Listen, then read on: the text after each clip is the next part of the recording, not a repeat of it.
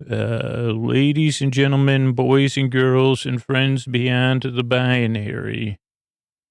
It's time for the podcaster who, I would like, I do, who wonders if there's in Sunspear.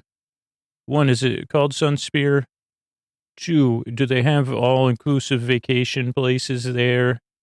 And three, are they a good deal? Like, because you say, well, actually, you're better off just booking your own thing, eating local. Sunspear, eat at our local dishes. Sunspear, this message, I don't know, whatever it is, it's in the South, and it's where one of my two of my favorite characters that were only with us briefly were there from. Not to mention probably the coolest superheroine team next to just a Khaleesi by herself would be the three sisters. Anyway, who am I? What am I rambling about? What's time for Sleep With Me? Podcast that puts you to sleep. And if you fall asleep fast, if I could please have your attention, if you're a regular listener, for the next few minutes, because these are how we keep the shows going and free. Hey, everybody. I don't know if you've checked out our new merch store. It's at sleepwithmepodcast.com/store. But we just added an amazing art print to the shirts and the Bernie the Butterfly tote bag. So get over there, sleepwithmepodcast.com/store. Get some swag on. And, let me know where in the world you're wearing it and or carrying Bernie or putting your print up. Check it out, sleepwithmepodcast.com/store. Thanks. All right, everybody. I wanted to thank Paul, who supported Robinhood, sleep.robinhood.com. Paul got himself a free stock. It's that easy. You go to sleep.robinhood.com, you sign up, you get a free stock. There's no catches, no nothing, and you're helping the podcast. And then Shelly with a C, who got a new bundle of sheets over at Brooklyn. And you can always see all of our sponsors at sleepwithmepodcast.com/sponsors. Thanks, everybody.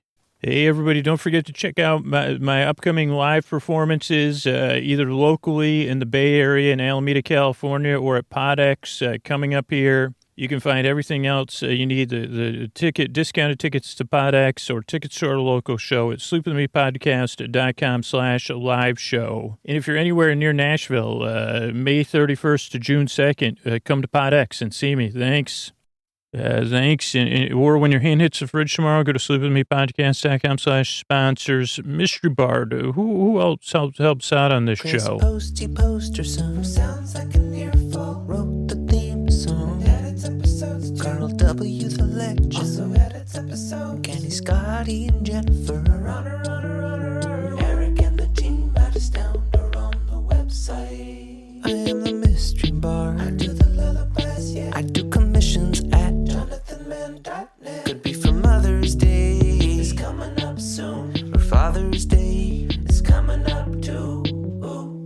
You see the kindness shine straight on through when the listeners form their own Facebook group. Keith, Stacy, Sarah, Julie, and Jennifer. These are your moderators. Get support, dear Scooter, on Patreon. Buy the merch and support the sponsors. You can find anything you want at sleepwithmepodcast.com. And we're so proud that we could dance to be part of Nine Vale Presents. So now on with the show. Thanks, Mystery Bard. I'm at Dear Scooter on Twitter and Instagram. Remember, you could listen to Sleep With Me in your smart speaker. Just say, smart speaker, play Sleep With Me podcast. And if you wish, you can say, smart speaker, set a sleep timer for 60 minutes or 90 minutes or 45 minutes, whatever works for you, or less, whatever's cool. That's it. That's it. It's time for Sleep With Me podcast. Let's get on with the show. That's what I say. Hey, are you up all night tossing, turning, mind racing, trouble getting to sleep, trouble staying asleep? Well, welcome. This is Sleep With Me, the podcast that puts you to sleep. We do it with a bedtime story. All you need to do is get in bed, turn out the lights, and press play. I'm going to do the rest. What I'm going to attempt to do is create a safe place where you can set aside whatever's keeping you awake, whether it's thoughts, feelings, physical sensations, changes in time or temperature, routine, And what else? Try to take your mind off whatever's keeping you awake. Oh, it could be like anything physical coming up for you, anything you're thinking about, or anything you're experiencing emotionally, or anything else that's not those things.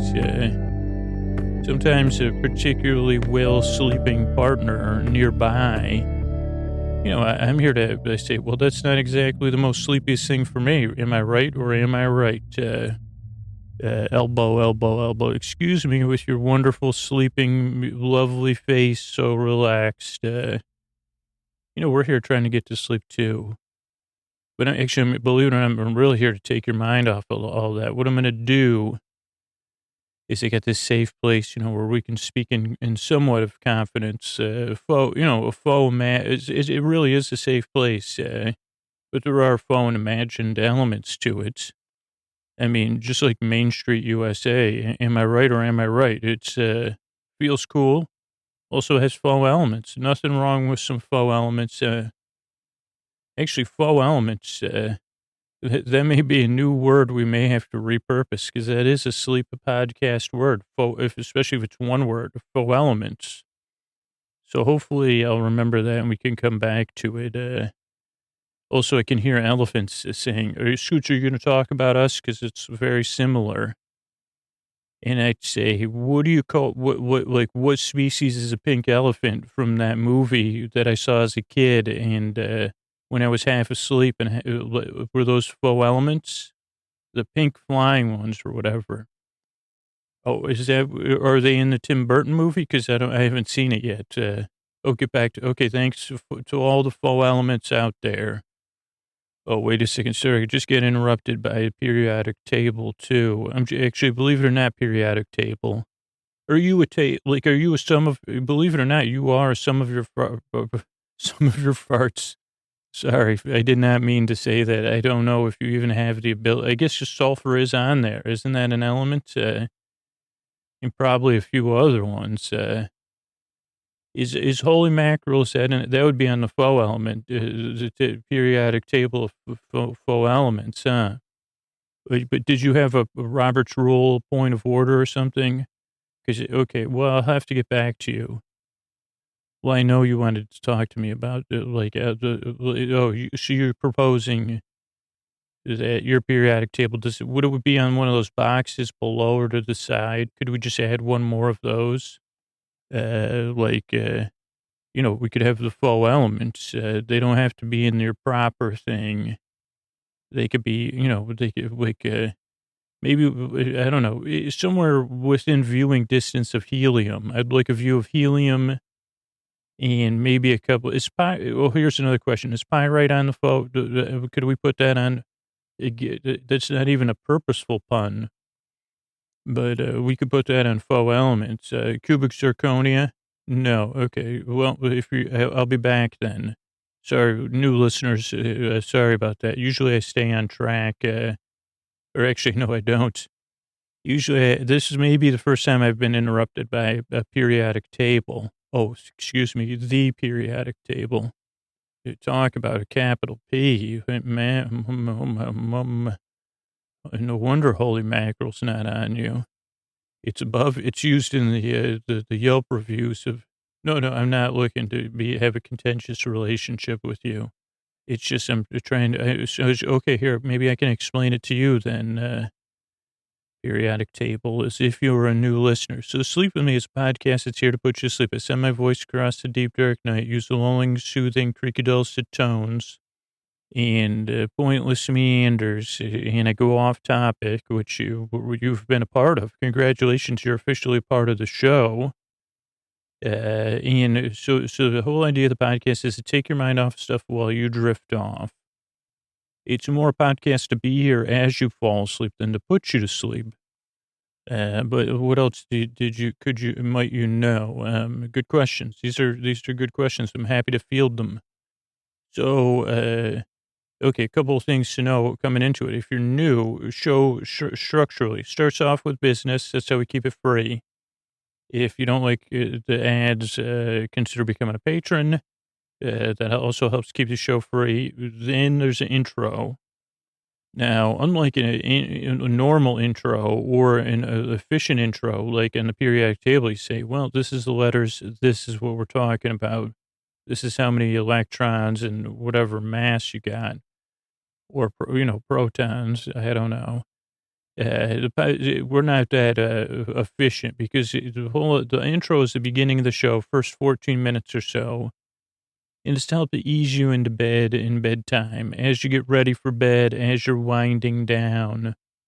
I take my time trying to figure out how to explain the podcast. And naturally, as I'm explaining it, things come up and pop into the studio. Today, we're lucky enough, watch this, listeners. I'm going to try to do some late rapport building. Today, we're lucky enough to be joined by not just a periodic table, but the periodic table of elements. Oh, wow. I don't think I've ever seen anything more informing, more useful, more related to all the things of life. I look at myself and I wonder, wonder what parts of the periodic table exist in me. So impressive, so familiar. I don't know, actually, and not to derail my complimenting of you, but is the periodic table cross-cultural? Because that would be important to me before I, pump you up too much. Because they say, well, I'm just operating from my viewpoint, my narrow cultural window. And I'm sure people will answer me. They say, well, actually, it is like, it could be, you could be, I mean, the only reason I bring it up is because you could be even greater and more. And I'm sure you don't need to worry about the people that don't believe in that periodic table or whatever. And maybe that's what the faux elements would be. But so I'm glad you're here. That was the main thing. And that's what I always say to new listeners, too. Show starts off with a few minutes of business. And then tonight it's a GOT, Game of Thrones themed episode. Now, if you don't watch the show, I just spoke to the editor, Carl, the legend.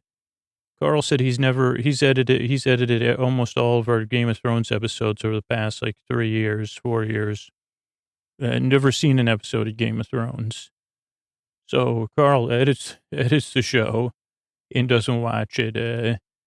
So you don't really need to see the show. If you're worried about being spoiled, I guess you could hold off a week or two, but I don't think you will. And then these shows are a little bit longer because it goes episode recap, stuff that came up that I investigated, Tom and Pounce and prayers to the old gods and the new. So these are pretty big episodes, just like the Game of Thrones season. So they give you even more time to fall asleep. So that's a little bit about, so it's a structure show. Then there's some thank yous at the end. There's business between the intro and the episode. It's another way we keep the show going.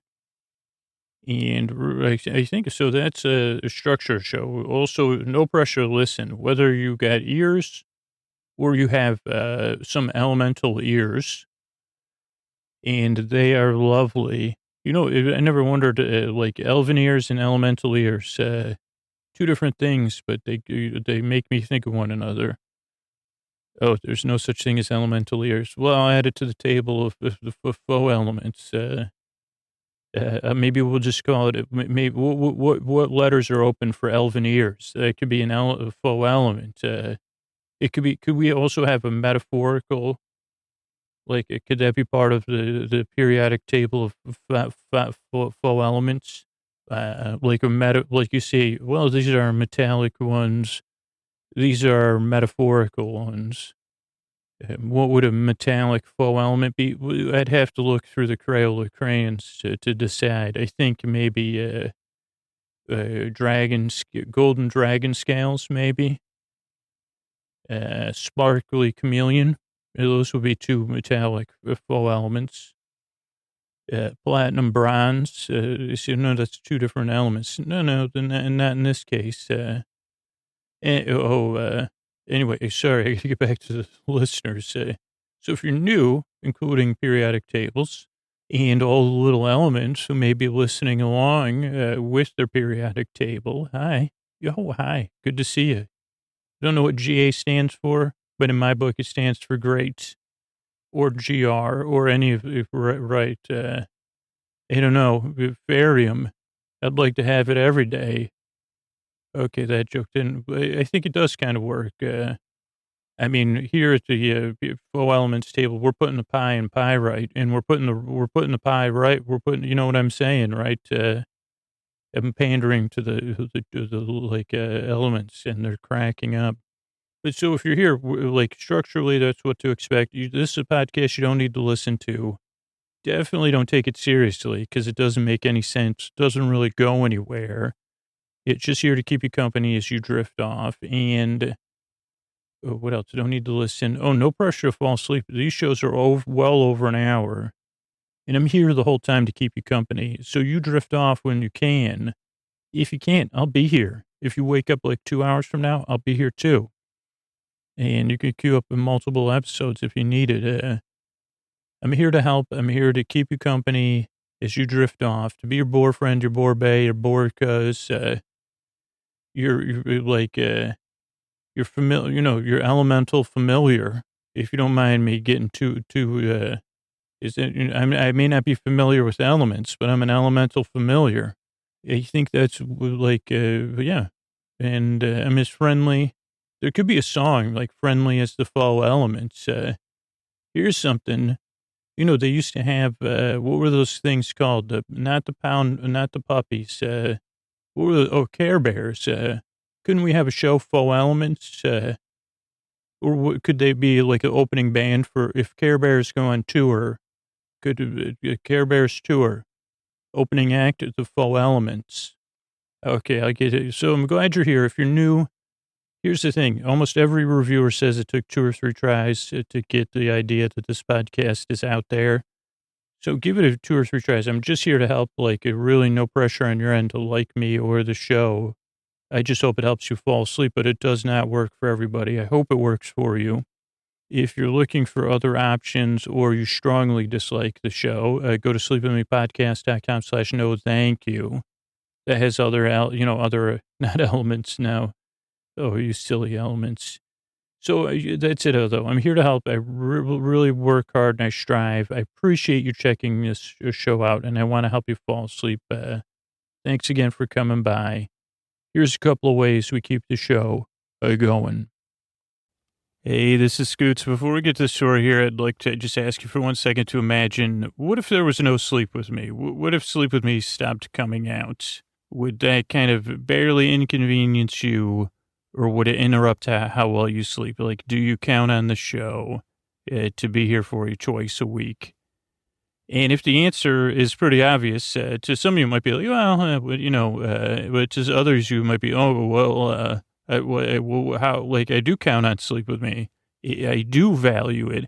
I would ask you to consider acting on that value, either supporting a sponsor, which you can see at our website, sleepwithmepodcast.com, click on the sponsors tab, or by supporting the show on Patreon. Because that's how the show stays consistent, is through the people supporting the show through one of those 2 means, and spreading the word and showering listeners one another with kindness are huge ways to support the show too. But the way I keep the show consistent is that. So like, if you're able to, and you say, yeah, if Sleep With Me wasn't here, please consider supporting the show through one of those 2 it'll just keep the show around. It's that simple. Like, your actions will have a positive impact on you and everyone else. Thanks so much. All right, everybody. They're talking season 8, episode 3 of Game of Thrones. Kind of. And we'll talk a little bit about, so this is the music, this episode, I don't think there's any way not to get spoiled for me to even talk about it at all. But I did feel spoiled in the sense that this was really an amazing, I've watched episode 3 times, it's playing again here. And it was really one of the more amazing experiences I've ever had. The first time watching it was really, It was just like a great hour and a half or hour and 20 minutes of TV movies, whatever you want to call it. So let's see. Um, Open no last time. So there was no last time on like previously on Game of Thrones or whatever. It just opens after some HBO cross promos, and then it was very similar. This was the first opening. I was paying attention to the sky initially. So we go through my notes here because they put the sky. I just noticed the sky opening's really nice. You can see the sky through the wall. Is that a mountain or a giant moon? And then I put, wow, WOW. No, it is curved. And I realized that there was no sky at all. It was the curvature of the earth. Instead of being a globe, it's inside of a sphere we're going through. And yeah, this was the first time I was noticing it. Arriving, not what, okay, is this what I expected? Is this about the episode? Oh, okay, yeah. This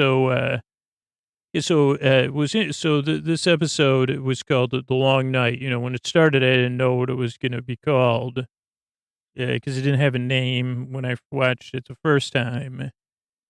And I thought it was funny, like, this last episode was called The Night of the Seven Kingdoms with a K, and now it's The Long Night. And I don't know if Weiss and Benioff, it seems like they do that with similar titles sometimes, or playing with the titles. I don't know if that's they like to do that or what, but I do. I like doing that. So I appreciate it. This was so much more than I expected. It wasn't what I expected, though there were things I did expect.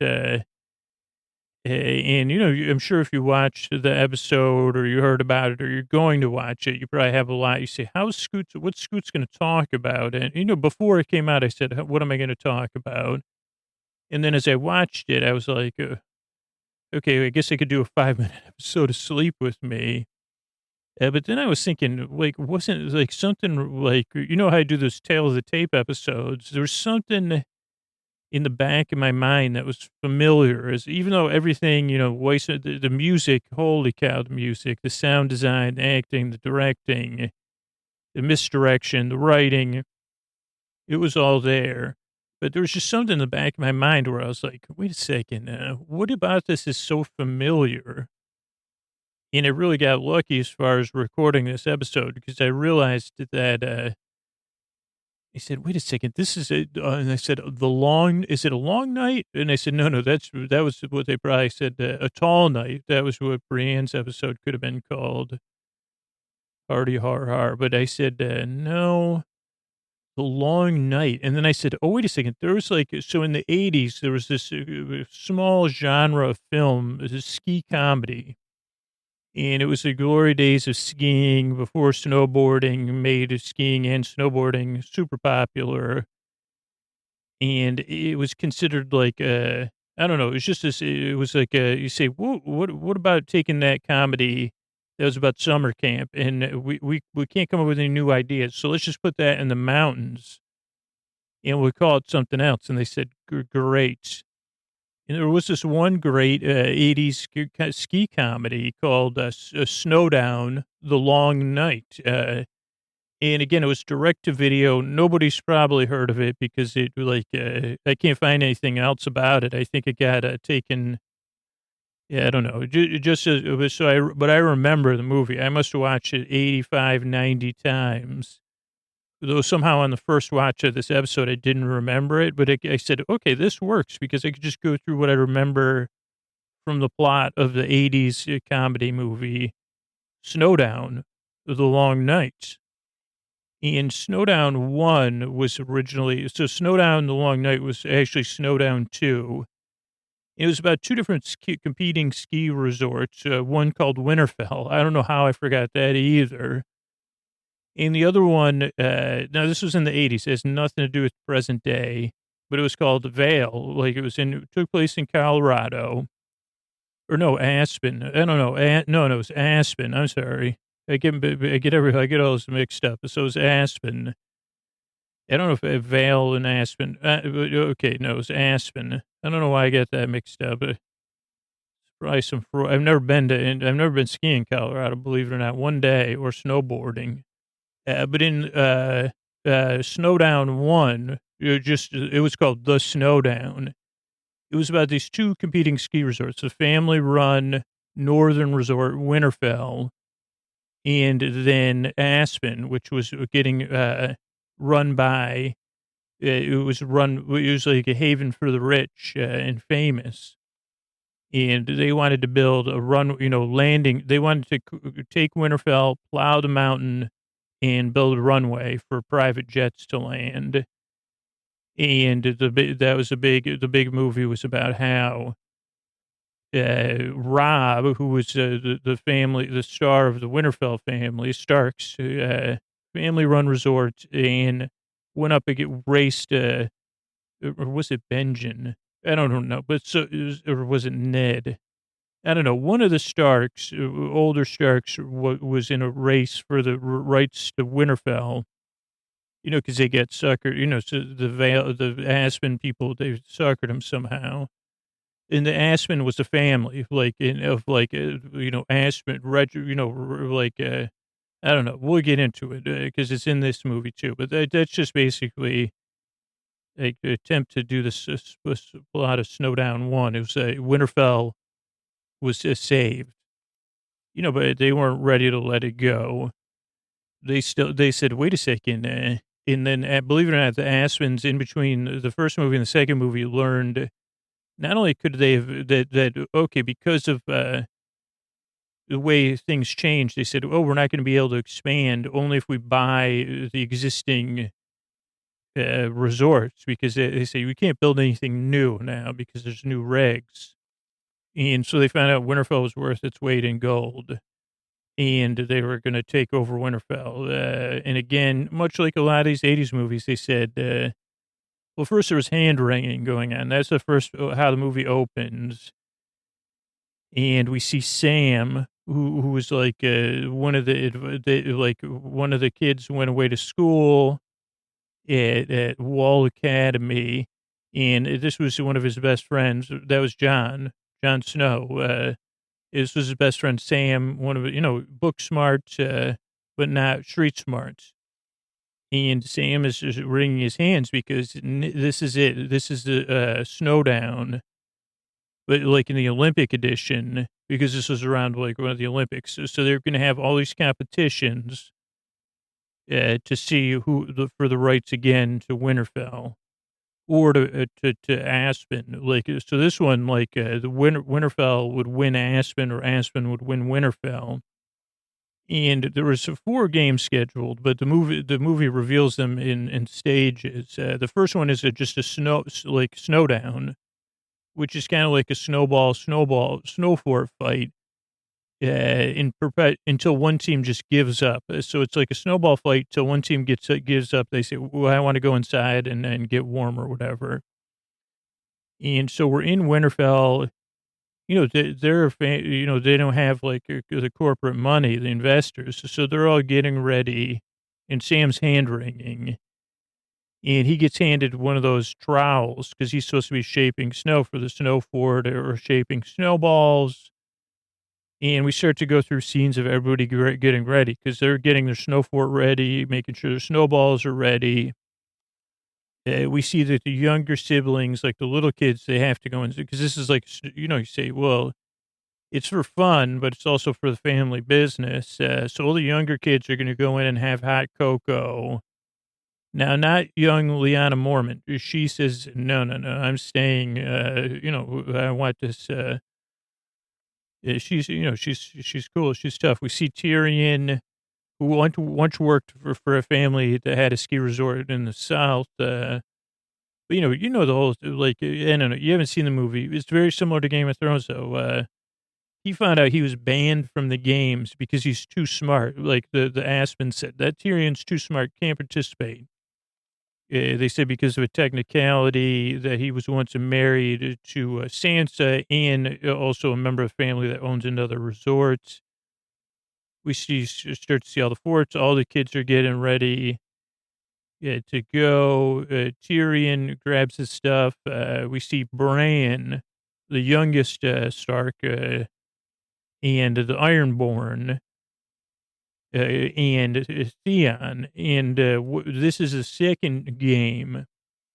This is also so either one of these two games, if you win it, you win the whole competition. There's just a couple sub games that I don't know, they're just in there to fill the plot out. But this one, so Bran's the youngest Stark, and then somehow the Aspens got to pick the rules. So the oldest Aspen and the youngest Stark, if one of them gets hit by a snowball, the other team wins. So kind of like capture the flag or something like that. But in this case, you just have to hit Bran with a snowball, or the older Aspen, who calls himself the Aspen King.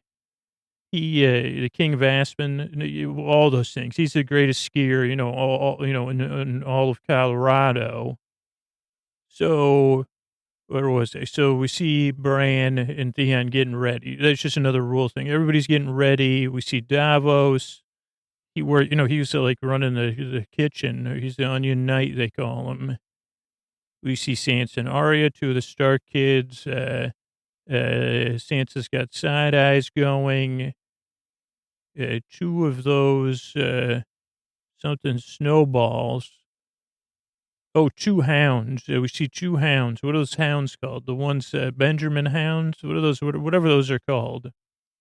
Two of the biggest ones, the dogs that they carry the cask around their neck. So we see two of them. We see snowball launchers. Then the Dothraki kids that they joined up with the Starks. They said because some of this you could figure out, but they were going to work with the Starks. They're on bikes, and they're winterized bikes with skis. Then we see Podbran, Jamie, Grey Worm. Grey Worm's got the Unsullied Dance Crew, Tormund. What does that say? The Hound, Tormund, Beric, the Hound, Gendry. We see Ed. Sam shows up late for the snowball, the kickoff for the snowdown. And they're waiting for the Aspen kids and their crew to show up. It's quiet, quiet as a winter's night. Jorah's there with one of the Stark's loyal dog,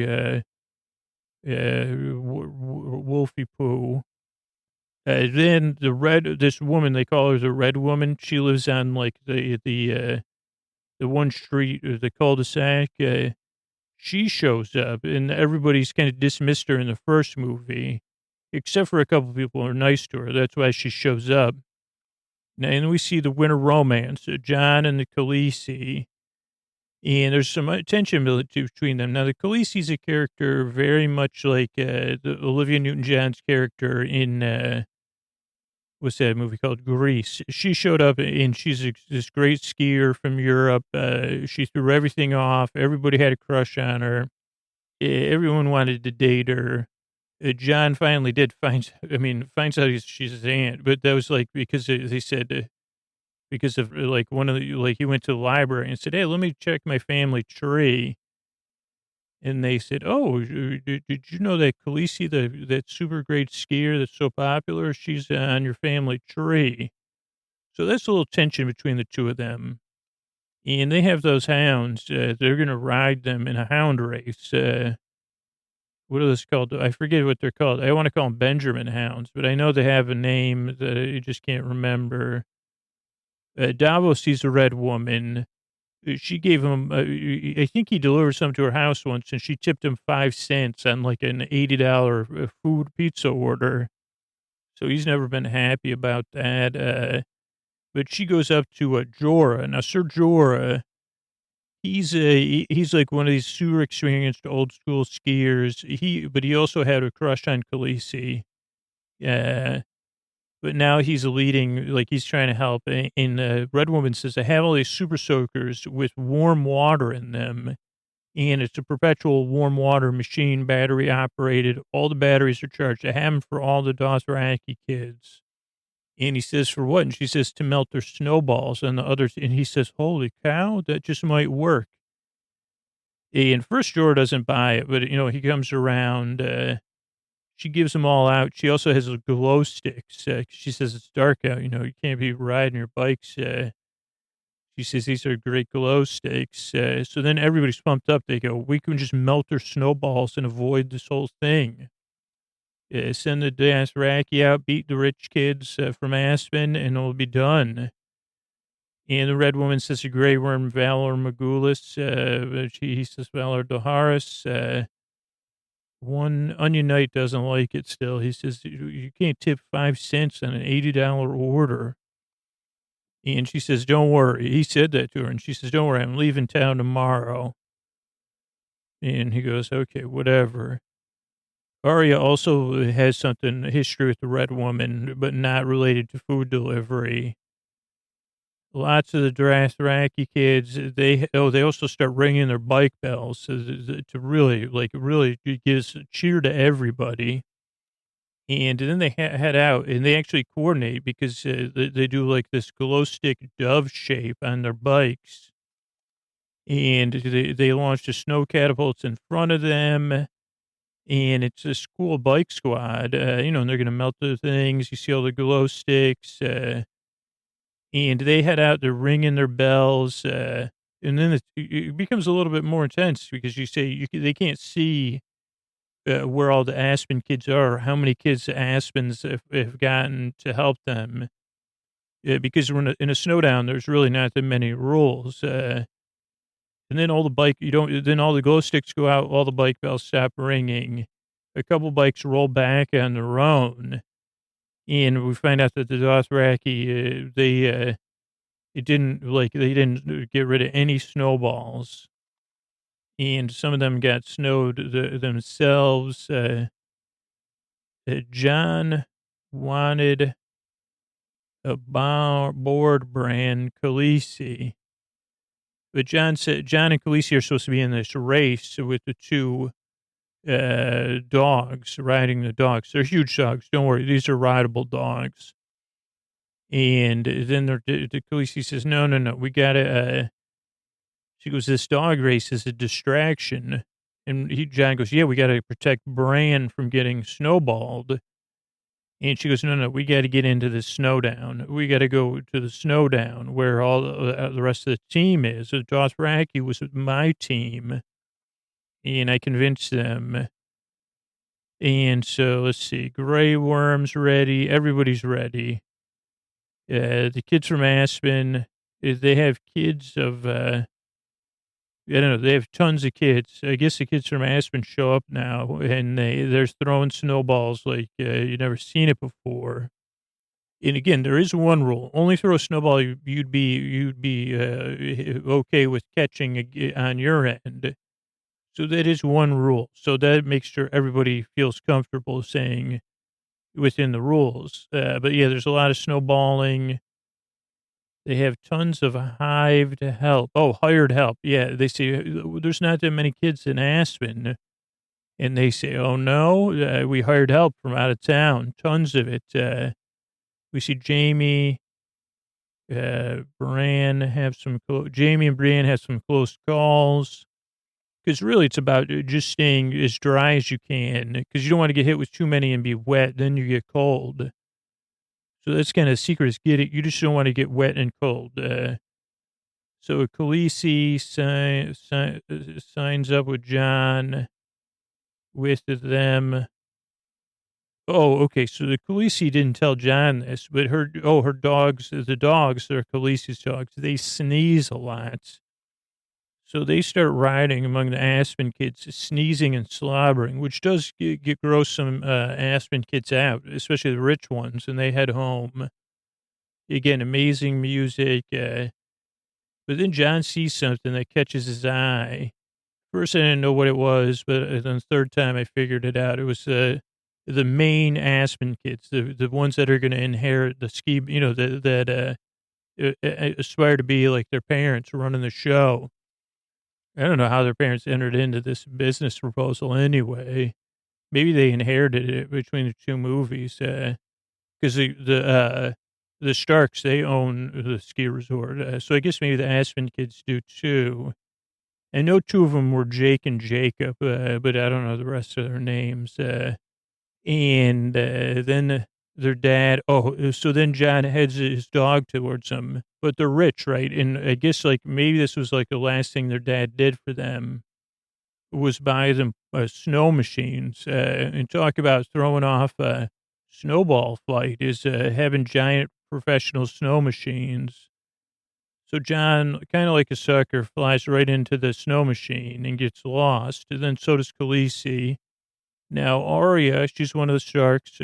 She says to her sister, Sansa, she goes, why don't you, she goes, I just got something in my gut that tells me you need to go where all the little kids are and all the grandparents having hot cocoa. Go back there and keep an eye on things. And Sansa says, shouldn't I stay here? She goes, no, no, no. These Aspen kids are no good. They're cheaters. That's what Sansa says. Or, I mean, Arya. And so Sansa says, okay, I'll do it. Snow Machine makes a huge mess. Then we see Theon, Bran, and the Ironborn. And they're ready to keep Bran from getting hit by a snowball. They have lots of snowballs. Then there's a thing called snow washing. I don't want to get into it, but Sam gets snow washed. Ed tries to help him because get back up. And then Ed gets cold and wet. And Ed says, I'm cold and wet. I'm going home. Just get warm. Sansa goes back into the house. This is an old farmhouse out on the estate. Well, it's not really estate. It's just it's just like the edge of the ski property where the Starks all live. She goes in there, and everyone's concerned, of course. They say, "How's it going? We don't. This is like our property. We don't want to lose it to the Aspens." And then she says, "We don't want to lose." Our town. Oh, yeah. Then we see Missandei. It gives Sansa a weird look. Goes kind of like, shouldn't you be out there helping? Why are you down here? I think that's what it looks at. I couldn't read it. Everyone read her face. Everyone could read her face, Sansa's face, that things aren't going so hot. So Tyrion, I think he's of age, but he drinks some wine. John's so lost in the snow machine show, him and his dog bump into Khaleesi's and her dog. Then Tormund says, we got to fall back to our snow fort. At this point, they're in front of the snow fort. It was really a snow castle, built around the Winterfell Lodge and everything.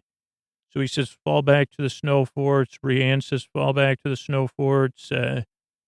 Lyanna, Mr. Mormont, she says, open the gates, which they made from like an old door. Grey Worm and his dance crew, they try to keep everybody from getting hit by snowballs while they go into the fort, like shields, kind of. Then John and Khaleesi, they lose one another in the snow bank or snowstorm. Bran wants John, checks on. I think this means, I don't know what that says, but Jamie and Brienne help one another. There's so many Aspen kids. There's some great music too, but just too many Aspen kids. Arya, she throws a snowball at somebody chasing the hound with like a giant snow, like a shovel full of snow. Then the Unsullied try to fall back. Fall back, they say, but the Unsullied stay behind. Most of them stay behind to protect, because they say if the kids just ran into the snow fort, there's so many Aspen kids, they could just take all the snowballs. And I mean, these kids have like Gore-Tex on, so it's not like they're getting cold anytime soon. Khaleesi's nowhere, like Trek's a key ring part of the plan. So then they say they had this other plan, which was to light all this these hand warming stations, so everybody could get warm. But Khaleesi's the only one. She's old enough that she could. She was like in charge. The adults said, "Okay, you could turn on all the because there's propane. You could turn on all the propane hand warming stations." And all the other people, they try to do it, but they don't, they're just kids. They don't even know how to turn on a hand warming, like a restaurant warmer. Yeah, Grey Worm's out of breath. I noticed that. Red Woman shows up. Now, she's an adult. And they say, wait a second. And she says, yeah, I can turn on propane. I'm an adult. Yeah, but then there's so many snowballs that Unsullied and Grey Worm have to escort her there. And after she builds that up, she can't get the igniter to work. And it takes her a bunch of tries. Oh, it's going to count how many tries. Let me see. It would take a minute. But yeah, I mean, can you believe how closely this movie matches? I said, wait a second, is this like a shot for shot remake of an 80s ski comedy? But I really think, I guess that's how it works out, huh? Okay, there's John lost in the snow. Khaleesi, fall back, open the door. So here she goes. Let's see. So she's walking up. She's about to press a button. And she puts her hand on the button and she presses it once, twice, three times. I guess you can't do it. The closed captioning is not really good. So I guess, I don't know, 4 or 5, 6 times. And finally on the last one, right when they need their hands warmed, because it's really snowing now. I don't know if it's natural or snow machine, but she gets it lit. And then everyone gets their hands warmed and catches their breath. Because they say, okay, these the Winterfell kids are getting warm. The Aspen kids are like, what should we do? We need to get told what to do by the rich Aspen kids because we're the hired the goon squad or whatever. Let's see, Hound, Barrack. The Hound says, this is enough for me, man. I don't know about this whole thing. Why am I helping? He goes, even if you own a family-sized ski resort, you're rich. Why am I what am I doing? Sansa's with her grandparents. Uncle Varys is down there. Uh, let's see. Tyrion wishes he could be up there. He can't believe he got banned from the thing. Sansa says, there's nothing you can do. Or I. She says, witty remarks won't make a difference. The truth must, so she says this, the most heroic thing we can do is look the truth in the face. I thought that was a great, she was talking about the economics because she's like, kind of, it's kind of a bummer. She's like, she kind of agrees with the Hound. She's like, these economics, even our ski resort, and she goes, everybody says buzzkill. We should have stayed.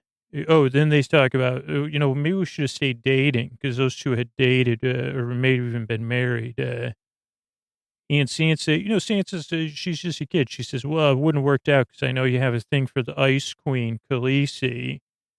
And she forgets her best BFFs like standing right there.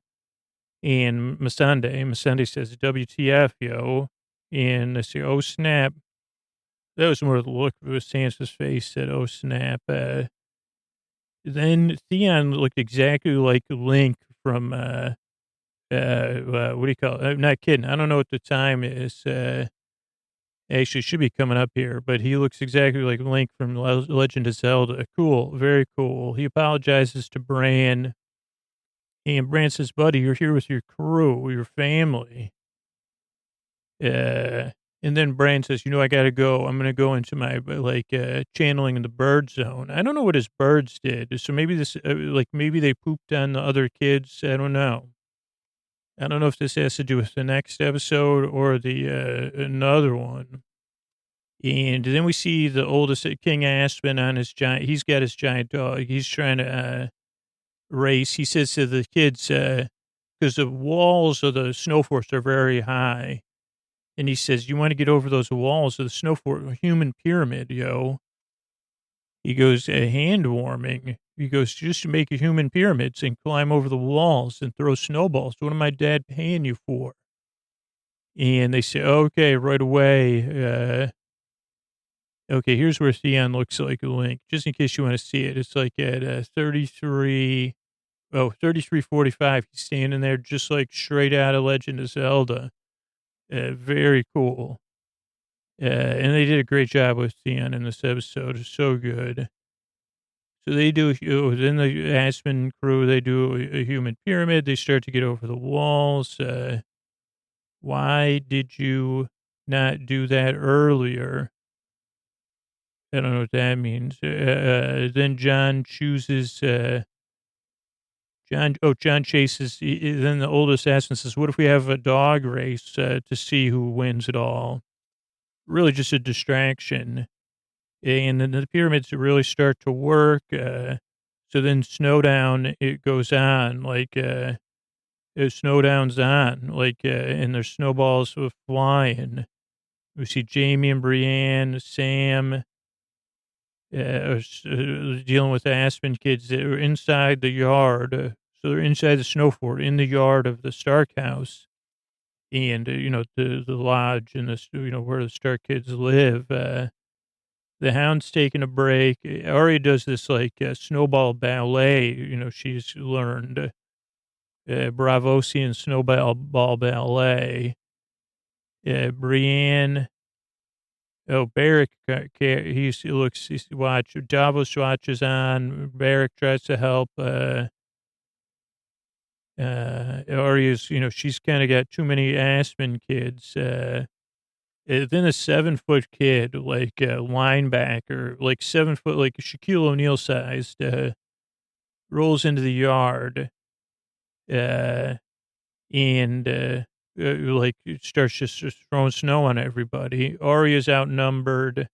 Barrack says, "Yo, Hound, what's up? Let's help Arya. If you don't want to help, the ski industrial complex." And he says it's called the Winter Industrial Complex. And he goes, "You can't let them snow Arya." He goes, "Tell her that you don't believe in friendship." Then Liana Mormont, she takes out this, they do a double snow wash. Liana and the 7-footer, they both get cold and they're both done like throwing snowballs. They want to be warm. John chases the King Aspen. Khaleesi chases. They get lost. Then the top, King Aspen shows up. This is a racing, or the dog racing thing. But he's not playing fair anyway. Kind of like pod racing in that Star Wars movie or something. Yeah, so that game's called out. Then some kids call out this hide and seek game. And they say, Arya, like, if you hide and we, like, it's a reverse hide and seek because it's like all these Aspen kids. And they say, Arya, if you hide and we can't find you, we'll give your family the deed to both places. But Arya didn't know how many Aspen kids were hired. So there's like tons of them. So it's like, how are you going to hide from like 100 seekers? So she tries to hide. She finds a good spot, but she actually has this runny nose and she sneezes. And then it's like, what's going to happen? Then what does this say? Sir Flurpa to OK Book Theon. That's what my note says. She sneezes, Sir Flurpa OK Book Theon.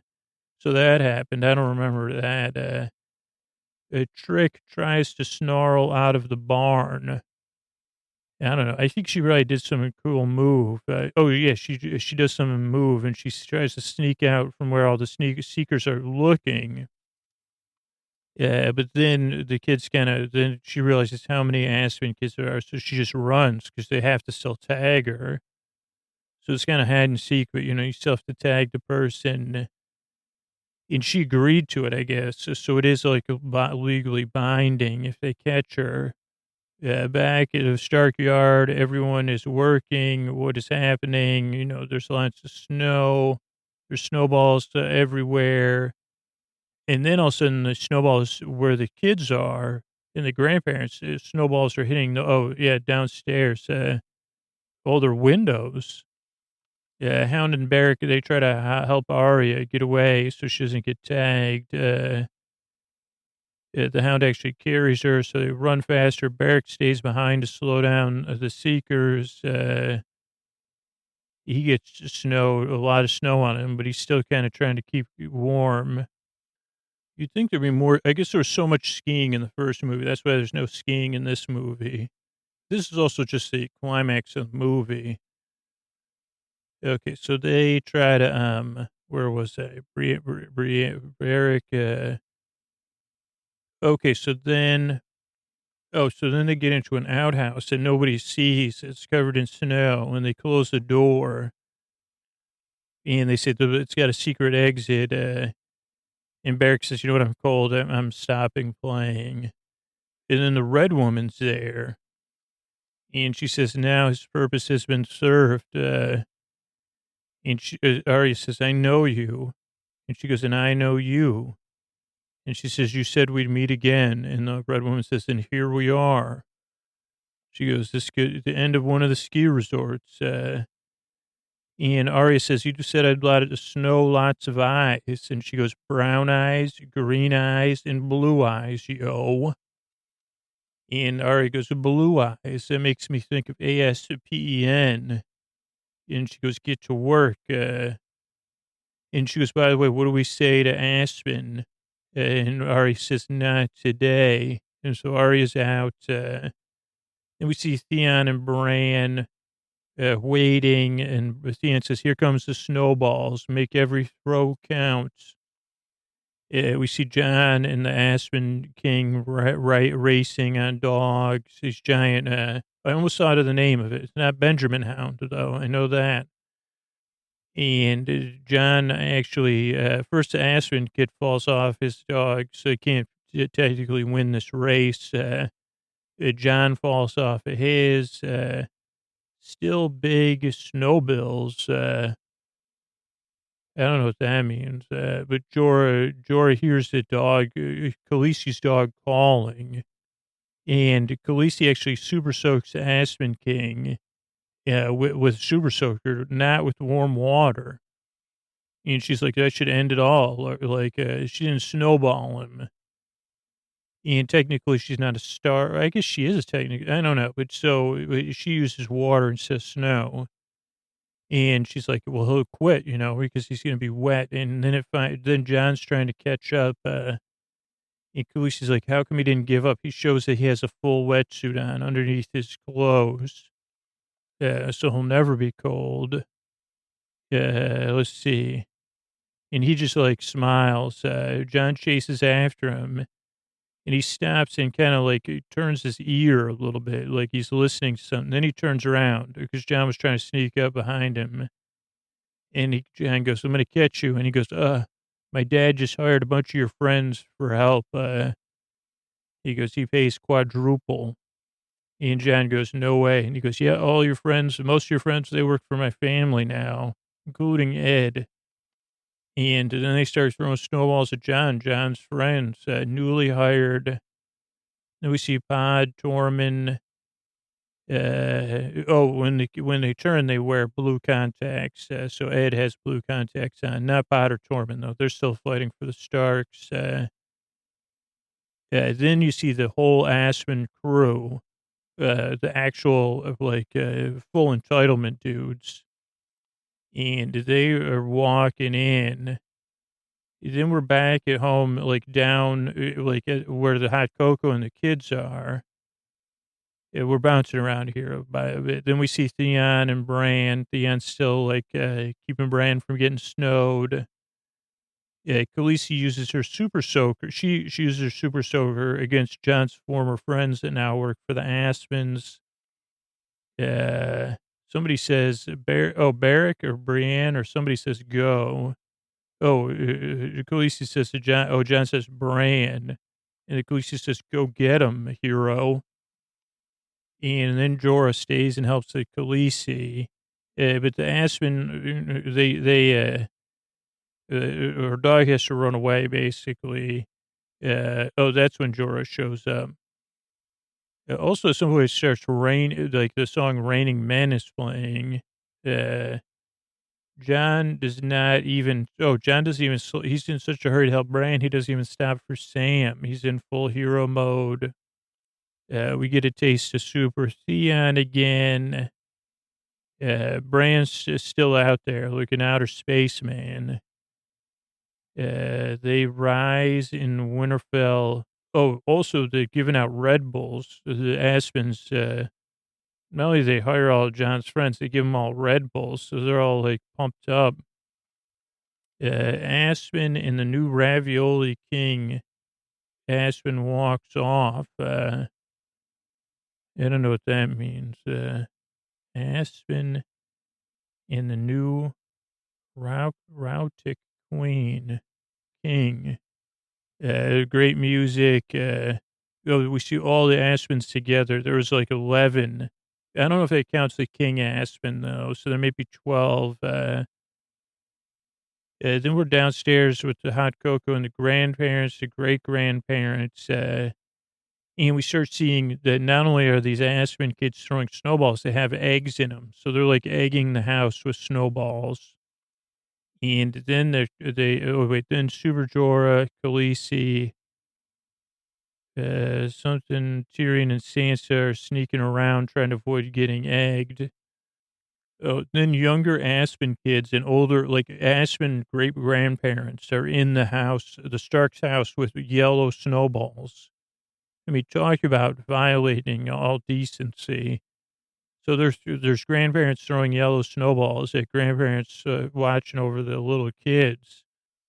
And Arya and Tyrion obviously can't stand for that, so they're going to try to put a stop to it. Not in this house, they say.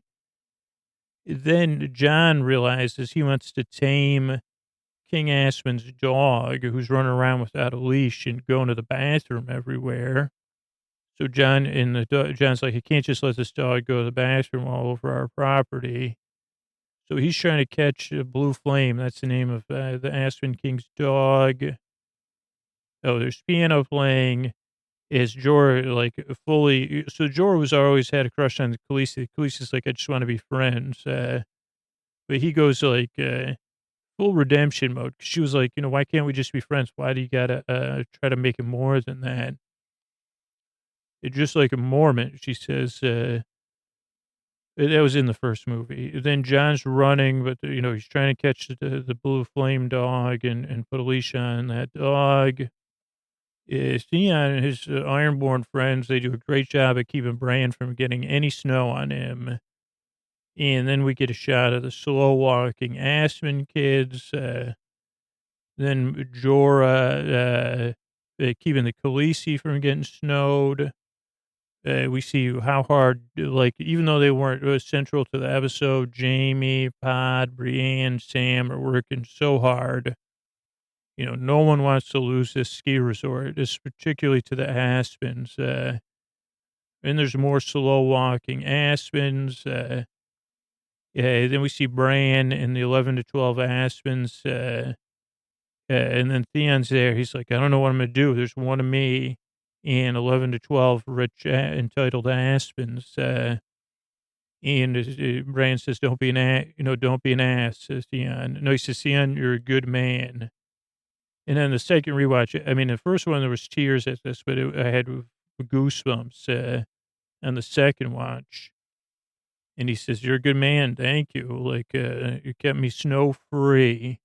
Why don't you, like, and Theon says, well, I'll see what I could do. And so King Aspen steps up. Him and Theon have a snow down. But Theon gets iced like tea, man. He's ice cold. And Bran kind of stares like a yes stare, like bring it. Like the raven is ready because King Aspen's like, I'm going to snow you. I'm going to win your family's ski resort. We'll have total ski resort dominance. You guys, he goes, I'll give you the outhouse. Maybe you could ski down the mountain on it. John's still trying to collar the dog, getting covered in slobber, which, you don't want to get covered in slobber when it's cold outside. Jorah gets covered in snow. He doesn't have a snowsuit on. But he's keeping the Khaleesi from getting cold because she actually doesn't have like a good wicking on. The hand of then there's like this close up of the hand of the Aspen kid, King Aspen, doing the slow walk. And Bran's just waiting there. The music's unbelievable. John's trying to get to catch the dog still. There's building music, more slow walking King Aspen because he's just a heartthrob too. kind of like he's like the Val Kilmer in Top Gun, Iceman. I think it's probably the same movie. I mean, same. Maybe it was Val Kilmer played it in this movie because it was the '80s. Brian does not even look at him until he gets closer. Then Brian looks up. He locks eyes with King Aspen, who's got these perfect blue eyes. They lock eyes with one another. Music is still building. And Aspen kind of turns his head, like almost like something's not right here. I think it was more that Bran was not worried because Bran, like, totally. I mean, Bran's like, dude, I've been chilling since I became Thread Raven. Chill's my middle name. You know, you can't say, oh, so Raven, like, unless you say it like that. If you say, oh, so Raven, you know, he goes, because I'm chill. John tries to catch the dog by barking at it as a last resort because he says, I'm in a hurry and I'm still trying to catch this dog. Aspen raises his hand with to snow Bran, and then out of nowhere, Bran's sister, the coolest person in the history of the world, Arya, dives on the screen like she ski jumps off of something in the screen, and she does this move that no one's ever done before. Like originally, this was in the first movie. There was this legendary skier, Lindy Johnson. That's how they won the resort, was by Lindy Johnson. So Arya does a double Lindy snowball switch, where she like dives in, whatever, off a snowboard or something, towards the Aspen kid, like she's going to throw it with one hand.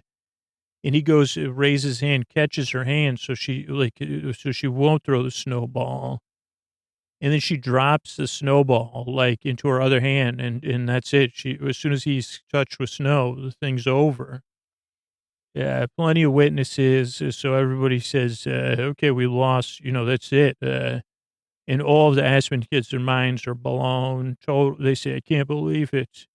How am I going to go? I thought I was going to go to an Ivy League school and pay some, I could have had seamless every single night, or I could have chosen what delivery service. Now I'll have to get a job." We cut to Jorah, who's wet and cold and tired. John, who's breathing. But this movie was made before there was like squad goals, which was like 10 years ago anyway. But we see that the main squad is still left. We see Arya, Bran. Oh, Arya and Bran exchange this look, like Bran goes, "Damn, you're good," with Snowball's sister. You just saved the entire family. And also expanded, well, that's great. Let's see. Then Khaleesi, she says, Jorah's like, "I got to go inside and get warm." And he goes, "Matter of fact, I'm going to go back." He goes, "Actually, I'm done with the North. I'm done with Colorado. I'm moving to Florida." And so it was a little bit sad because he says, "You know what? Like, I'm not going to go." Because he goes, I got to get warm." And she goes, "Well, we'll just come inside." And he goes, No, no, no. I'm moving to Florida right now." But then her dog shows up to lick her hand, and give her a kiss. So they kind of cheer and snuggle her. So that cheers her up a little bit. Then we see the Hound, the Red Woman, who stares down the something. I think the Hound stares her down. Then Davos, what does that say for Winterfell? Oh, she skis. That's what it is. The Hound and the Red Woman are walking, and then that Red Woman puts on skis. And then we see Davos watching, and she goes, "I'm skiing out of here. I'm skiing down the mountain." And, she goes, "I'm leaving town too." And she's not even wearing her snowsuit. So I don't know. It's just that was how the movie ended. I guess like she was the old traditions leaving. Along with all the Aspens and stuff. And so that's how the episode came to. I mean, that was how the movie closed. And then they had like some slapstick, what do you call those, bloopers. But it was just a classic film. Classic 80s comedy. Now, let's see, just a couple of quick facts because we're really, this is a really long episode, huh? The long night. Well, I'll just link to them because we're already like pushing time wise. So I'll have some links in here. We still got, don't worry, we still got Time and Pounce and the prayers coming up. But thanks for listening. Thanks to everybody that was involved in making that show because, oh boy, was it great. Yeah, here you go. Here's Time and Pounce. Ladies and gentlemen, boys and girls, and friends beyond the binary, welcome to the Pounce Family Fun Radio Hour.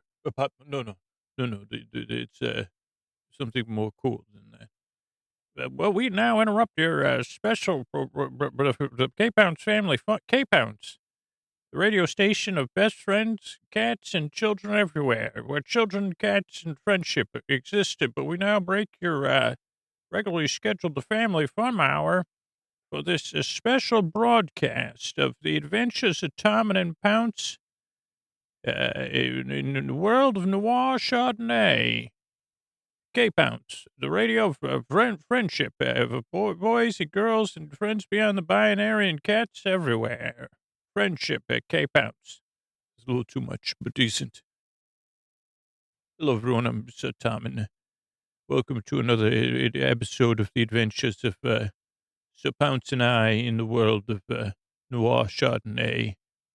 You may know me as your grace, so your lord, my grace. It's your grace, actually, though, not my grace. I am your grace. And here's another adventure with Sir Pounce. Introduce the show. I mean, say. Well, Sir Pounce, that was very good. And it was a very good night. Sir Pounce and I were sitting after a grand evening at the Noir Chardonnay's club, where music and art and discussion had happened.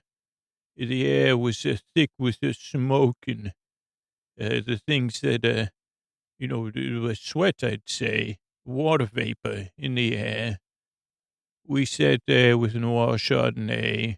They were, still, they were on the tail side of the up from performing. When Noir Chardonnay looked across the room at me and said something like, Tom, it's time to take on one of your most important cases. You and Sir Pounce have to deal with your next case. And I said, who's the next case? And then all of a sudden they said, remember the person that was in the club who made a scene, started, we called it heckling the performers. And we stopped the show and we said to that person if they wanted to refund, the admission for everyone there and each performer for the time, they could keep going on their thing, but otherwise they would need to leave. And they had a few more things to say, and then they were shown the door by one Noir Chardonnay. Noir Chardonnay said, you know who that is. That's your next case, Tom, and track it down. And so Pounce and I hit the streets of the big city, the city that sleeps the city never sleeps, but the people of the city sometimes sleep, sometimes they don't. They sleep on different schedules. But Sir Pounce and I were out on the streets. Sir Pounce walking head and tail, head held high, looking around, enjoying the bustle and the hustle of the city. The place where somebody like me, if for once could be forgotten, in a good way, especially when Sir Pounce is close and giving me a sense of security and safety, that I could be just one among many. Knowing in my heart I should be referred to as your grace. But the city had taught me one thing, the days there, that it was hard-boiled and I was hard-boiled. And Sir Pounce liked, one thing we would do, because I'd said, what does it mean to be a hard-boiled detective, Noir Chardonnay? And then Scooter came, and Scooter said, well, let me hard-boil an egg and show you. And then Scooter he's the pod man. He went on a long tirade about eggs and medium boil. Then but Pounce like to play with the eggs, not so much eat them as, paw them, because they move in an interesting fashion. But soon we found ourselves, in front of a building, gleaming with, excess, gold, and even the name on the front, well, there was like we'd passed a Joffrey's Coffee, uh, but this just said Joff, the Joff Building, Joff on the front.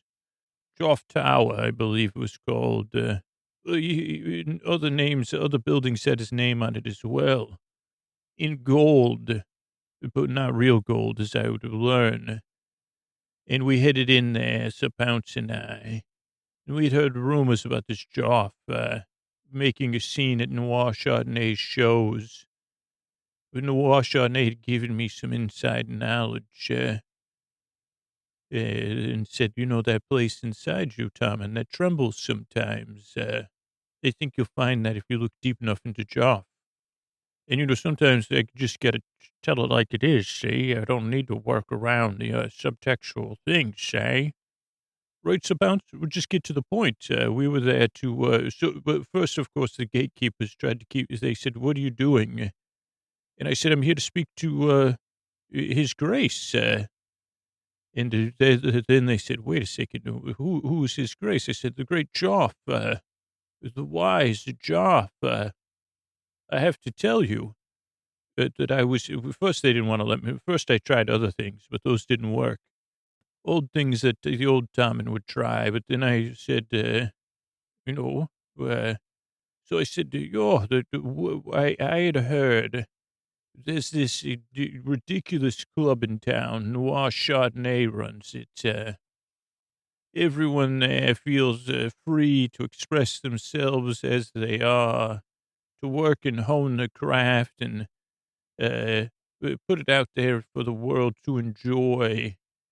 Lights are low and people feel like it's the place. But, there's some of us that are fed up with those things. And I'm looking for someone that I heard tells it like it is, and who really should be a leader the world should recognize.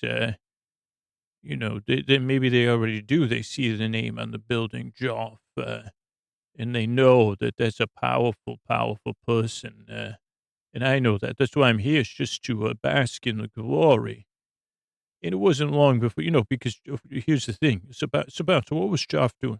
Mine. Yes, he was watching us. He has monitors. He was looking for people looking for him to bask in his glory. And also, I had learned that sometimes these things are just tests when these, as Noir, the trembling within us makes it. So, of course, we were escorted up and made to wait for too long a time. Then we went into Joff's office, but he was eating something succulent and delicious in front of us, but not offering to us or acknowledging our presence and doing important things. But eventually, I sat there passively, as I have the ability to do, is just to go, so Pounce was there and, cool as a cucumber. And I was there, just thinking about fun things I like to do with Sir Pounce. Also I said, well, I'm now, Sir Pounce and I here to crack this case, eh? And so eventually he got to us and he said, oh, so you heard about me and Noir Chardonnay, eh? And I said, I heard you said some things, and you tell it like it is. You're a real, there's a beautiful, your name on the building is so impressive. And he said, who's this here? And I said, this is my best friend and my cat, Sir Pounce. And there was something about the fact that I said best friend and I meant it. And Sir Pounce looked at me, that didn't sit right with this Joff. And so he tried to, he had to, one of those long looks, kind of like when you need to number two, but that was the look on his face. But, he's thinking about how he was feeling and processing it. And he was going to say something about, to try. And I said, okay, I need to do, this is all instantaneous. This happened. And I said, excuse me, Joff, you don't mind if I call you Your Grace, do you?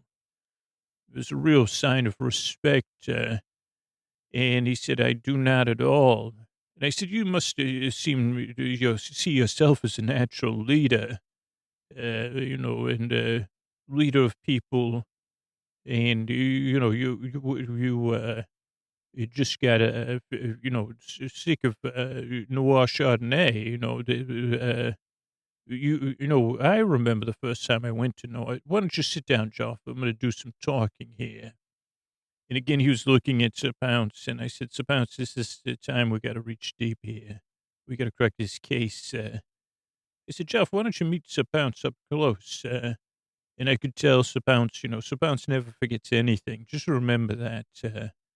But Sir Pounce is wise and brave and a best friend. And I said, Sir Pounce, I'll sit by you, Jeff. You don't mind if Sir Pounce hops in your lap. You invite it, but Sir Pounce jumped in the chair next to Joff and just started purring. And then Joff started petting Sir Pounce. And Sir Pounce was really working it, really soothing Joff. I said, it's nice. That's called purring. Cats do it. I don't do it's cool. And Sir Pounce is cool. Sir Pounce likes you. Sees that in you. And Joff kind of got a vague, absent-minded look as Joff was petting Sir Pounce. And I said, listen here, maybe there's something about Noir Chardonnay and the openness of that club and that community and the expression that goes on there that really sets you off, eh? And Joff said, yeah, see? And I said, yeah, something doesn't, but maybe, and then I said, I forgot. I'm such a forgetful, fussy-dussy. Right, Sir Pounce? And Sir Pounce said, meow, meow, hey, meow. And he said, oh, your cat talks. And I said, it does. It said, Joff's hair's cool. The way it hangs over the front of your head in that way. It's a mystery, too. But I could see there's something trembling inside you. Like, I don't know if you could feel it or you don't know it's there. But maybe it's trembling right now in sync with Sir Pounce's purring. And Joff started, his jaw went a little slacker. His shoulders went a little looser. He said, yeah. And I said, maybe when you go into Noir Chardonnay's place, maybe it was like when I first went there. I was on guard. I felt out of place, like an outsider. And I felt intimidated by all this expression, all this encouragement and freedom and I don't know how else to say it, but love. Maybe it's curiosity. I don't know, but I found it a bit threating. But first I was scoffed at it, and it wasn't until Noir Chardonnay reached down and petted Sir Pounce by the ears and said something that echoes through the decades and epochs of my life. Who's this fine young cat? And I said, well, that's Sir Pounce, the bravest cat who's ever been and my best friend. And then I realized that I knew nothing. And Noir Chardonnay said, who are you, young man? And I said, I'm Tommen, Sir Tommen. I think I'm here to become a private detective. And Noir Chardonnay laughed and said, private dick, eh? And Sir Pounce laughed at that, and then Joff laughed for a second. And I said, I don't know if that's what happened to you. Maybe you don't see things with your eyes, you see them with that trembling within you. You see, Joff, there's one thing I can tell is that you're a boy, and there's nothing wrong with that. Maybe there's a part of you that doesn't think that's okay. But I would say to you I learned something, and recently we took over the operations of the Super Happy Fun Shop. And what I'd like to do is just arrange for you to be a kid for a little while and go there and play. You could work there. We have a special program where you don't even have to do much work.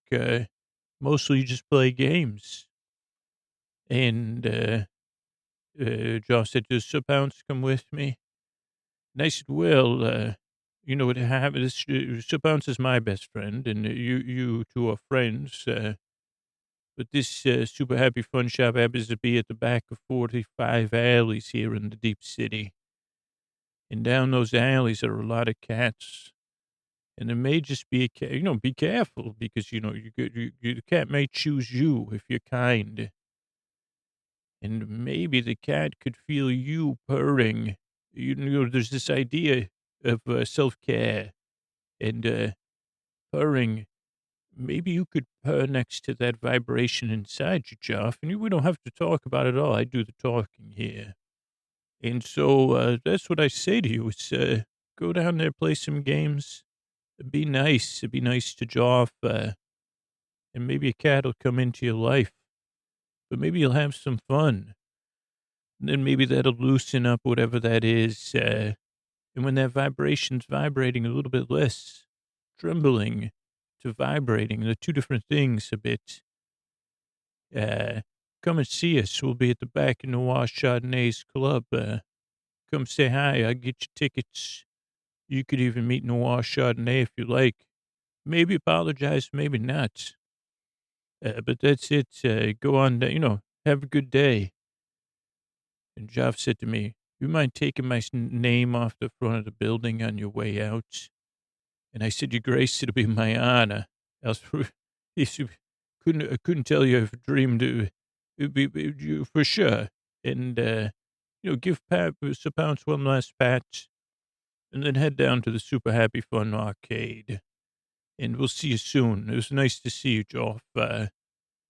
He said, "I feel like I know you two from somewhere." I said, "See, another case solved. Sir Pounce and Tom, and good night." Crone, it's time for, sorry, Crone, it's time for my prayers to the old gods and the new. Crone, sweet Crone, Miller Smith, Barky, Jester, Hound Dog, the good God. It's me, your humble servant, coming in, pentient. I'm prostrated, Crone. Holy cow. So I have a prostrate. Anyway, I'm coming in, talking to you, praying in. And, I've been working, well, I haven't been exactly working on our plan since the last time we talked, but I've been thinking about it occasionally of how we're going to stay in touch since we won't have the show to keep me, keep me getting a hold of you. So I thought I'd give you, then I had the summer camp idea. So Crone, sweet Crone, Miller Smith, Barker Jester, Hound Dog God. This is what I think is we should form a summer camp. And I don't know what I said last week, because then I said to myself this week, how would it, even if they're all knowing, I'm not aware of any summer camps in Westeros or the Game of Thrones universe. And the most summery stuff happened down where the Jester was, and he didn't get, didn't get enough FaceTime anyway. So maybe you should, so God, if summer camp is, let me talk about location. Maybe that's where we should start. Of course. So we want someplace with a lake. That's one. God, so now Crone, I don't know if you swim. Barky, I know you, Barky, you'll be in Miller. I don't know. Maybe we could have gardening, Miller. Yeah, some sort of eatable. That's probably a new thing. They didn't have that when I was there at summer camp. Only one time for 1 week. But we will have gardens, yes, Miller. So location with a lake, with shade and sun. You're right, Crone. We don't want too much of either. Stream, okay. I hear you. I hear you. A forge. I think that might be a good idea. For adults only, Smith, because yeah, you could forge, horseshoes, Friendship bracelets are usually braided or created um, out of plastic like rope, at least when I was there. So, but maybe we could have that. Maybe you could have a forge. I don't know if maybe you could just run the forge. Is that what they're called? Yeah, but a blacksmith shop. You're right, Smith. Jester, oh boy, are we going to need you for the nighttime activities. So yeah, entertainment hall, and Hound Dog God. Don't worry, there'll be plenty of frowns to go around. And Hang Dog looks. But here's the thing, Scott. So we need a lake. We don't need the whole lake. We just need access to the lake. A dock is normally a pretty big part of it. For standing, for blowing, that's where the movie scenes are usually shot, and, canoeing, swimming lessons, other swim related, fun swims, and other stuff you do in the water. I don't know if we do fishing or not. I mean, if we're doing smithing, maybe we could do fishing. I'm not sure on that ruling. But we want a place with a lake. Beach would be nice. You're right. I do hear you. So beach would be nice. It is always cool if it's in the mountains, but you don't want it to be too remote because you're driving there. You want to so usually parents send their, well, this is only, okay, God, as you probably know, most of my basis for living is assumptions and things I learned from television. And that's why I'm in need of, belief system like yours is, be- but so, usually in the movies, in the TV shows, the parents would send their kids away to summer camp for the summer and visit them. Or it would never seem like it lasted a week. It always seemed like it lasted a few weeks, which somehow made it cooler and more bonding for the youth and the staff. And you wanted it to be far enough away that it wasn't a hassle to drive to, but far enough away that you couldn't just you say, "Hey, come get me." They'd say, "Well," so I guess that's over an hour and a half. Because usually less than an hour and a half. I think that's the number, because then that's 3 hours round trip, maybe an hour and 15 minutes. So that's the level of remoteness we're looking for, is whatever our base market is, which ours is everywhere. So, do we want to theme it? Good point. Could it be near a Renaissance festival? That is a good question. Oh boy, Crone, you really are brainstorming me. That is good stuff. So you're right. There is, so we near, so that would be Lake Ontario, but I don't know. Then it's like around 15 minutes. But it doesn't matter. Let's just use our imagination for right now, because the odds are it would be an imaginary summer camp anyway. So we want a lake, we want trees, we want a dock. We got those covered. A stream would be very nice, or a creek at the very least. And I think actually the summer camp I was at, maybe it was my imagination, but there was a creek running down the middle of it into the water. And that separated like on one side of the creek up on a hill was the boys camp, and then on the other side of the creek was a girls camp. But again, this could have just been in a movie I saw. So then we have cabins, and usually I don't know if the cabins are normally all ages or they're separated by age. I think they're separated by age, but don't quote me on that, because I think it would be better if it wasn't. Well, maybe it would be better if it was. And then usually in the cabins, there's bunk beds, and you want someplace that, ideally it's temperate enough that you don't need air conditioning or heat. Just, for cost of things. I would think this would be a device-free zone, or maybe we'd have a Sunday device day. Because otherwise you wouldn't want kids on their screens, and it will also be a power issue and a Wi-Fi issue. So, Crone, why don't you file that under, you predict the future and see how it turns out. and we'll make a decision on that. So trees, stream, cabins. Then we have a community hall. Usually this does everything. You eat in there. You have your events in there, like when the jester's going to do a magic show or whatever. The dance that my friend had a date to that I did not. Yeah, but that's not a big deal. You had that's where that would take place as well. So there's like the hall, I think they would probably call it. Then there's a canteen. That's another important thing, or it might have another term. And that's a little store where you get a little budget, maybe $5 to last yourself the week, and it's open for a few hours a day. You can buy. I used to buy in they called them eclairs, but it was really like a popsicle. But it wasn't. It was like a chocolate or vanilla popsicle with crunchy stuff, dipped in crunchy stuff, and that's what I got every night. I think it was whatever 50 cents or a buck, or it was probably 50 cents or 25 cents. And so I would have one of those with my canteen funds. I could spread it out over the 5 or 6 days I was there. So you have that. Then you have activity courts. So you're going to have maybe tennis or pickleball, basketball, archery's big. You're right. Thank you, Jester. Tree climbing, leadership course, or ropes course. You're right, Barky. That's a new thing that didn't exist. Leadership and teamwork didn't exist when I was a youth.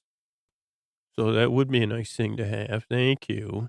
Tree fort. You're right, Barky. That's another great idea. I like that idea too. A tree canteen. Well, it's possible. I mean, we're not Ewoks, but we could think about it. Anyway, usually four square is a four square court's big. I've never in my life ever seen anyone play tetherball, except maybe in one or two movies about summer camps, but they did have that.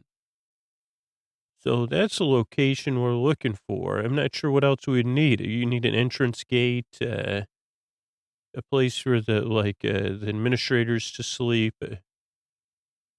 And I really think that's all we need. A kitchen, of course, we need a kitchen, Smith. Yeah, don't worry, we'll have a porch. There may be other things I'm missing, but that's that. I just want to prayer in and update you. And then maybe next week we could think about what roles you're going to take. But I hope you're excited. I'll spend the summers with you. Once we get this camp going. But if any of you in your adventures on Earth, you want to. I don't know. It's not is an eminent domain if you're an all powerful being and you take control of something. But it'd be great. Or you just zap the person and say, sell that to Scoots for, 4 cents an acre. So that's it, Crone, sweet Crone, Miller Smith, Barky Jester, Hound Dog God. It's me working on our summer camp, and looking forward to it. I'll talk to you soon. Good night. Okay, I want to thank everybody that reviewed the show over on Apple Podcasts recently. Jewel, lifelong night owl. Now I know he has the secret sauce of sleeping. I like bed hour and trust I will fall asleep. It's like a mind trick. There's nothing like it. Thank you. Mr. M32 says amazing. Tough time sleeping. You can always count on my friend Scoots to help me out. Never fails. I understand it's not for everyone, but give it a week, and I bet you won't be able to sleep without it. Bridget M.S. says cozy little happy dance and never write reviews, but for this one I have to. Been listening almost nightly for months now. Look forward to getting under the covers and putting the podcast on. When I hear the theme song, my feet do a cozy little happy dance. So often I think tonight's the night I'll listen to the whole thing. But nope, I'm always asleep. The podcast has helped me kick the sleep nights of anxiety to the curb. Thanks, Scooter. Mad Drowsy says, my new cozy ritual. Look forward to going to bed now. No more worrying about when I'll fall asleep. If I'm awake, I get to laugh at Scooter's foolishness. If I'm tired, I fall asleep. It works wonders. Thank you. Rare Athlete. I'd like to collect a Rare Athlete. Says, I don't know why this works. Like so many others, I'm not a good sleeper. Fall asleep easily, but I've been plagued with the inability to stay asleep. While others go to bed at 12 or 1 in the morning, I often find my day starting then. Then I discovered this podcast. Rather than laying there with my mind racing half the night, I pop in an earbud, lay back down, and vaguely remember snippets of someone talking. I find myself waking up hours later. Thank you. You're welcome. CP Starfish says, I love the Doctor Who episodes. Thank you, Scooter. Benny Whiskers says, I tried, I'm going to try again. They didn't like it, but they gave, they said, well, maybe I'll try it again. CGO87, love it. So thankful I found this podcast. The most silly hour and 20 minutes you'll ever hear recorded. That's true. But I swear by it. I have trouble sleeping. Puts me to sleep 9 out of 10 times. The funny girl, thanks for giving me comfort in the night. I feel like you're a friend. AL Cass says, best boyfriend. According to say, but this podcast has made a safe place for me. I feel cared for. Scooter radiates good intentions for his weird, silly, and sweet stories. Thank you, Scoots. Thank you. Let me see if I'm trying to see if I got to these ones. I don't know if I did. Bizarre but works. That's Deanna. Voice ends up in my dreams in the weirdest ways, but it's a perfect way to distract that part of my brain that needs something to do. A gamer mom Cayman says podcast changed our lives. My son's 12, horrible trouble sleeping. We always read stories to him at bedtime. But then we had a friend recommend a children's book that was supposed to help kids get to sleep. Didn't work. He got bored with it. Didn't work anymore. Then we discovered your podcast. Thank you. Okay, so that's Cayman's probably mom. Eleanor K says, perfect for naps. I need something to help me when I nap, and this is perfect. Scoots fan number 1. Miracle. Had a hard time falling asleep till I found this. Thanks, Scoots. DLR, like 92. Maybe we did this one. Brilliant and actually works. They're from the UK. Been using it for 3 years. Talks nonsense, sends me to sleep. I highly recommend. Thanks everybody for taking the time to review the show over on Apple Podcasts or wherever else. Thanks. I really appreciate you taking the time to review the show. Sleep With Me exists because of listener support. You like directly or through the sponsors. So I appreciate everybody that does it. Grows by people spreading the word, just like all those listeners did on Apple Podcasts. We're a proud member of Night Vale Presents. You can check out all the amazing shows over at nightvalepresents.com, including the original that started the entire network. And it was really like a trailblazer in podcasting. Welcome to Night Vale. If for some reason you haven't listened to Welcome to Night Vale yet, if you like this show, you're definitely going to like Welcome to Night Vale. It's Welcome to Night Vale, and you'll find it wherever you consume your podcasts. We're also, you find all the other podcasts at nightvalepresents.com. We're also a member of PRX. You can see everything they're doing at prx.org. And that's it. I'm here. Plenty more episodes. Let me tuck in down there. Thank you so much. And good night. I'll be here right after this. Thanks.